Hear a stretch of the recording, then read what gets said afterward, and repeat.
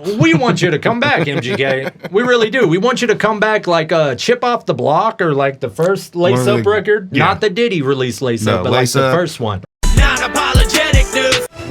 Welcome all to Non-Apologetic News. This week we talk about the most wealthiest man in the world's father and everybody's favorite musician, Machine Gun Kelly. Plus, who knows what else this week on Non-Apologetic News. First up, Elon Musk,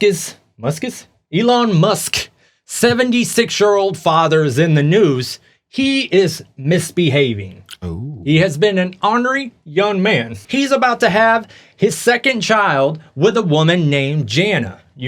76? Yeah, you think nothing's wrong with that. That's a virile man. He's giving it to the world, you know. The only problem with this is who Jana is. Who's Jana? Jana is his stepdaughter from his previous marriage. And this is his second daughter with her. So she's 41 years younger than him, right? So let's start off with that. 5 years ago, they had a son. Let's start off with that. Now, the daughter, now you got to stay with me on this, okay? Mm-hmm. The mother of the woman he's having the baby with is his ex-wife of 18 years. And when he married that woman, this young lady he's having kids with was 4 years old. Jeez. So he helped, I don't know anything about kids, change her diaties. I don't know what 4-year-olds do, but like he watched her grow up and then was like, he goes on to say when he's asking about it, he goes, the only thing we're on earth here for is to reproduce. I'm doing exactly what I'm put here to do. Spread my seed all over my family. I added that last part, people. But okay, here's what I want to go over. So this woman he's having children with is his stepdaughter, okay? All right. You with me so far? Yeah. So that means that if we're talking about from Elon Musk's perspective, his sister is having a child. That child's going to be his niece, right? Mm-hmm. But his stepmother is also having a child, and that's going to be his stepsister. We're still talking about the same child here. So I'd like to congratulate Elon Musk in welcoming his uncle, brother, niece, sister, whatever it will be, tidings to you.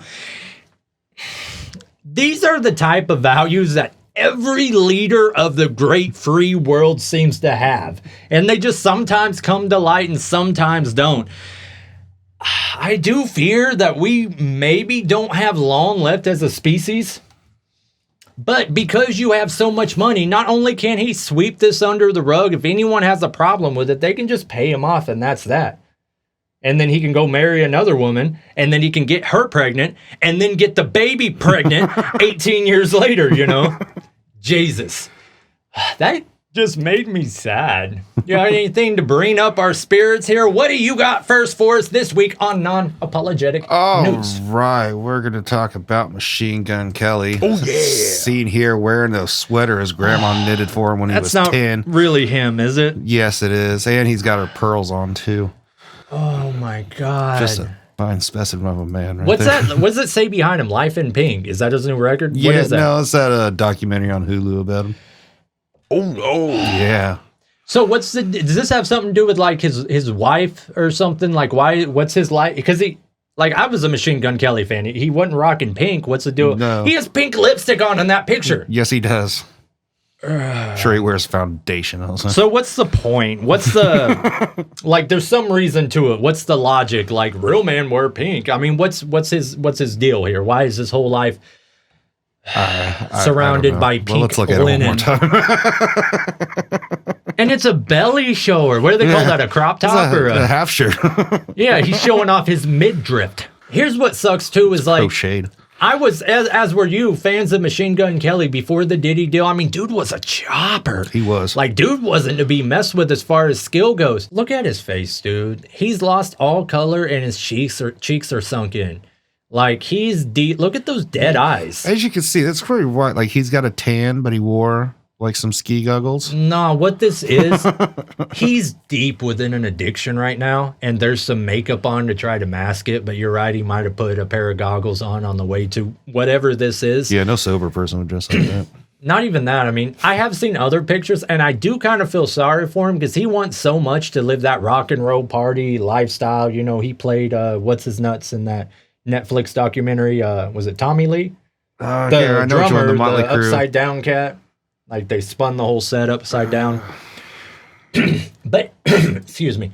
He wants to be so much that rock and roll lifestyle, you know, and distance himself from hip hop. I'd say, you know, he grew up thinking, nah, that's what rockers do. We trash hotel rooms. And we know for a fact MGK can trash himself some hotel rooms. Yes. I think he's got a cocaine problem. I'm going to go ahead and say that on record here on Non-Apologetic News. Sure we can What's the afford it. point of this story? Are we just making fun of him or what? No.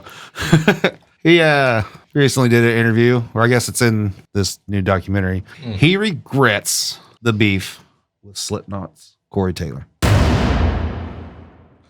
Now, the feud has been dormant for several months, but apparently in this new documentary, he says he wish he would have handled it better. Not been So all the shit refresh me. I know we spoke about it then, but I don't listen to Corey Taylor. You know, it's just not my type of music. So I'm not really super like what actually went down. One of them was talking trash during a festival, and the other one was at the same festival, right? on that album, Tickets to My Downfall. Corey Taylor is supposed to have a verse on it. He wrote the verse for it. And MGK responded with, "Hey, that's nice. Would you mind doing this?" Like wrote some lyrics or whatnot. And Corey Taylor respectfully said, "No, that's not how I work." So MGK obviously wanted to go more poppy because I have that record. And there's actually 2 songs I listen to regularly, but that is a pop record. Yeah. That's an exact replica of Blink in 20 years ago, you know. It's pop punk, you know, is what you'd call it. And so Corey Taylor respectfully declined, told him, like, "Hey, that's what you're after. You can find someone else." Yeah. And that's when it started, the festival, when Machine Gun Kelly's like, "I'm glad I'm not 50 wearing some mask," and you're starting. Yeah. And that's how the whole beef started, the shit talking and everything. And then didn't one of them expose the other one's like instant messages or something? Corey Taylor put up the emails. I don't like that. I don't like it when people throw up the private stuff. Well, he wanted to be known as like, "Hey, I was not a dick, not an asshole about this. Here's the conversation." Now, did it go any further than than that? Like, was there any tracks made? Because I'd love to hear a Slipknot track against like MGK. I don't believe so. No diss tracks.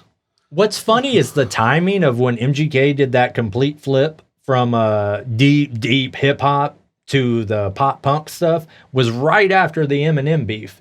So I wonder if that was like planned already, you know, like his label and everyone. And what's the guy, Travis Barker was already, you know, he's been looking for that guy for decades, but already had this planned with him. Or if like, because I don't know. I mean, people say it either way. I mean, I say Eminem wiped the floor with him. Oh, yeah, you absolutely. know, that, what was that, Kill Shot? Yeah. That's one of the best, like, lyrically skilled rap songs, forget disses, I've ever heard. You know, and as someone who never liked Eminem back in the day, like, I always knew the skill was there. And the skill's there with MGK, but I think he was at that point where he's like, I don't even have to try. You know, everyone around him is a yes man. He draws a little picture and they're like, dude, you ought to sell that. It's really that good. You know, everything. He puts on his pink blouse and his buddy's like, "You look great." "That's some drip right there." That's the drip. That is drippy. You are dripping, my friend. Do you have another one? It's I'd litty. love to. We could have matching blouses tonight. So this has to do with that lady friend, because I've seen her in pink as well. The Megan Transformers Fox. lady. Yeah. She's pretty enough. You know, I mean, I never been one for like the Hollywood Scarlet. I've always believed like the most beautiful women are like cocktail waitresses and like, you know, work at Waffle House and stuff. You give them the same makeup team, the same everything, the same plastic surgery. Megan Fox, we see you. And like, they'll look exactly the same. But I don't know. I really loved MGK so much that it pisses me off what's happened to him. Like that picture you showed me, that just makes me not even want to. I know he has another record out. He was on Stern. Say it again. And when he was on Stern, like, I get it if you're not a fan of Stern, but Stern's the biggest broadcaster in the history of the medium. And he didn't even wake up. Like, he comes on, he's like, "Oh, let me tell you why I'm going to be an awful interview today." And he's just like mumbling, "I'm in a beer pong league." And it's like, you can't handle I think your that's beer, when he was on there. He covered System of a Down's Aerials. I didn't listen to the music. I heard I listened to the interview. And they asked the guitarist, like, "Hey, what do you think of him him doing that. His response was, well, you can't hate the guy for trying.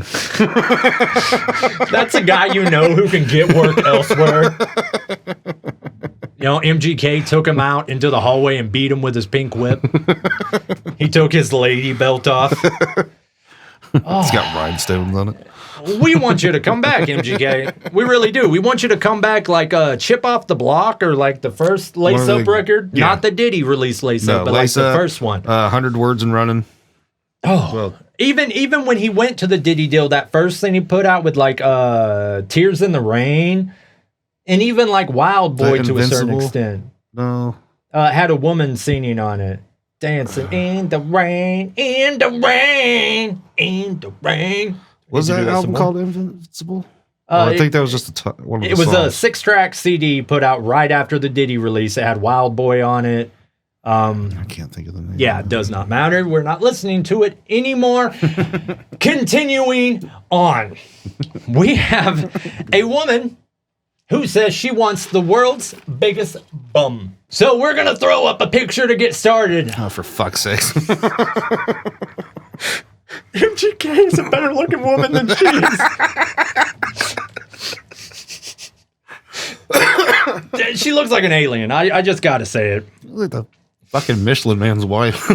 Okay, so she's trying to get the world's biggest bum, right? She's halfway there. She definitely a big ass. She has an OnlyFans, and she's updating her fans on the progress. So all 5 of them. Nah, here she's 27 years old. She looks 60. But she has gotten every kind of lift you can think of. Brazilian butt lift, the big, way too big boobs, the lips that are just ridiculous. Why did she not cut out her fupa, though? You know what I mean? Like, she looks skinnier because her jeans are so high up. But, like, you know, that's an issue there. She says it's hard for her followers not to focus on her bum, as it is the main focus of her photos. And a lot of them have compliments. They say beautiful and sexy. Beautiful times a million. A third one chimed in to say, what the hell are you doing to yourself? I agree with the third one. Here's another photo. We're going to throw this up. I don't even think we could fit the whole thing on there. So if you only see a circle picture, that you know exactly what that is. Now Jesus. She does go on to say, she says, men are bashful because of how beautiful she is. They do not want to approach her, but I think it's because they're scared of her. She says that's her goal, to have the biggest bum, and she is going to reach it. When she was 20 years old, she did her first surgery, and it was a Brazilian butt lift. She said she did her last Brazilian butt lift 1 month ago, and she's planning on a 5th already. So, I mean, she's going to get to be on, like, what's that, 500-pound sisters or something? And it's going to be, like, 4 1/4 in her bum. Here's what's crazy. This is a type of image that, like, weak-minded girls see and think that they need to change and they're not beautiful. Like Little Kim. Little Kim was gorgeous. And now, have you seen that thing where they put her with the leprechaun? No, I haven't seen that. I saw her. Oh, there's a meme she just recently performed where the leprechaun dances in, and then she's doing the same moves, and someone, I will put it up. Someone puts it side by side, and it's totally her. But this reminded me of unlicensed doctors. Okay, so in Florida, of course, and this woman's in Florida too. There was that story from a few years ago where an unlicensed doctor was injecting patients with tire sealant and cement. Did you hear about that? No. Apparently, it's legal to blend up your own concoctions and inject people with them as long as you're not charging. This one, however, was charging. So, I mean, this one, they went to jail for 10 years. But they were injecting them with cement, mineral oil, bathroom caulking, Fix-A-Flat, and numerous other items. Wait, hold up. So you can go ahead and just make your own shit, inject it, so as long as you don't make them pay for it. It depends on the state, but I read an article looking into this. It was a bodybuilder guy, and I mean, he's all over YouTube. He shows his face. He's like a competitor. They know who he is, and he's like, yeah, you come here, I'll do it for free. It's no charge. And apparently in Florida, you can do that. One of the women died that this woman had injected with a tire cement. And anybody who's ever used Fix-A-Flat, it doesn't stay inflated forever. No. You know what I mean? That's going to deflate. And then one of them, I remember, it was like, it was some sort of glue they put in there, right? The caulking. So it wasn't even. It wasn't like a perfectly round peach. Like it was like it looked like someone had shoved rocks underneath her skin and she had these hard parts. And It's all grainy. girls, if you're ugly and you don't have the body that you think you deserve, come to me. I love you. We're not picky. That line I had planned, I wrote it, and now that I say it out loud, let's try a different one. No matter who you are and how you look, someone will find you beautiful. My advice to you is to go find him. That's a little better. Yeah. That's a lot better. We're going to end it, I believe, on that note. So we thank everyone for tuning into the show. Subscribe, like the video, share it with your friends. We will be back in this exact studio in exactly 7 days. We hope to see you then. I am Travisty. Right to the right of me is Body Bag. And we hope each and every one of you have a good evening. Toodaloo. Non-apologetic news. Non-apologetic news.